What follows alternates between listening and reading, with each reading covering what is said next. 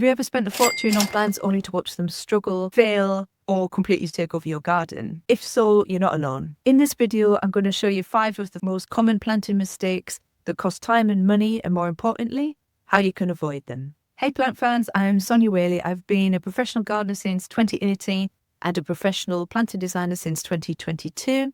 And these are the mistakes that I see commonly when I'm out and about in people's gardens. So let's start with one of the biggest mistakes that I see.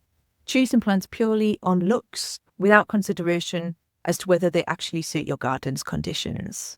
For example, people fall in love with a sun-loving lavender, take it home, plant it in a damp place, and then they watch it rot away. Or they might fall in love with a really delicate-looking fern whilst they're shopping, and they bring it back and they plant it in full sun, only for it to get scorched. The most common plant I see this with is the Japanese Acer, which needs quite a sheltered position, but quite often gets planted in full sun.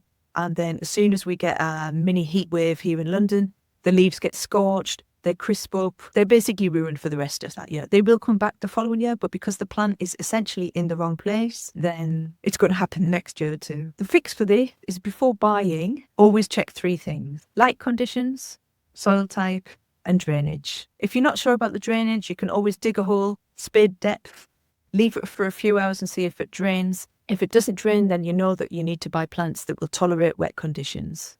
Next up is not checking how big your plant will actually get. Again, out shopping, see a plant, think it will look neat in your garden. 2 years later, it's turned into an absolute monster and has swallowed your entire border. This is so easy to do. Check the mature size on the plant label before buying. It will give you the height and the spread. If in doubt, space plants further apart than what you think you will need, because you can always fill the gaps with annuals or short-lived perennials. Now this one is sneaky. Planting at the wrong depth.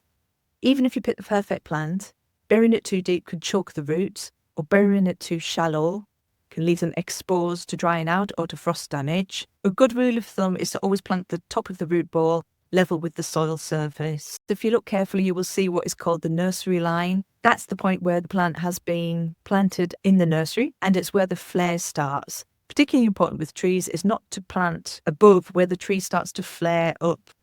Sorry to sound stark, but that will actually kill your tree. Mistake number 4, not preparing the soil properly. Even the best plants will fail if the soil's not right. If you just dig a hole and plant the plant in, you're missing a critical step. Might be your soil is fine, but might be it's not. You need to check, particularly if you're going to do an entire bed or garden overhaul. Make sure you're planting into conditions that will help the plant to survive. If your soil's heavy clay, you can break it up with grit and organic matter. If your soil is sandy, you can add organic matter to stop it from draining quite so freely. That will also stop all the nutrients running out. Or you revisit rule number 1, which was right plant, right place. If you've got poor soil, you don't necessarily have to improve it.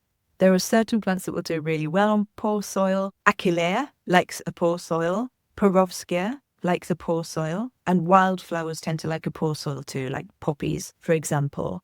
When I say poor soil, I mean soil that lacks fertility, probably quite dusty, not rich in organic matter. Common mistake number 5 is underwatering or overwatering your newly planted plants. When the plants come straight from the nursery, 9 times out of 10, they're juvenile plants. Their root system isn't very well established. Actually, it's our job as the gardener to encourage the plants to build and establish a healthy root system that will support it in terms of garnering enough water from the soil, garnering enough oxygen from the soil, garnering enough nutrients from the soil. There is definitely a right and wrong way to water. Wrong way to water is to water only shallowly and usually too frequently. If you're watering too shallowly, the plants aren't encouraged to develop a deep root system. It teaches them that the water is available at the surface, but we know that in drought situations, or even if you're just going on holiday for a short time, the plants are going to need a deep root system in order to carry them through those times when there's not as much water available. If you avoid these 5 mistakes, your garden will look better,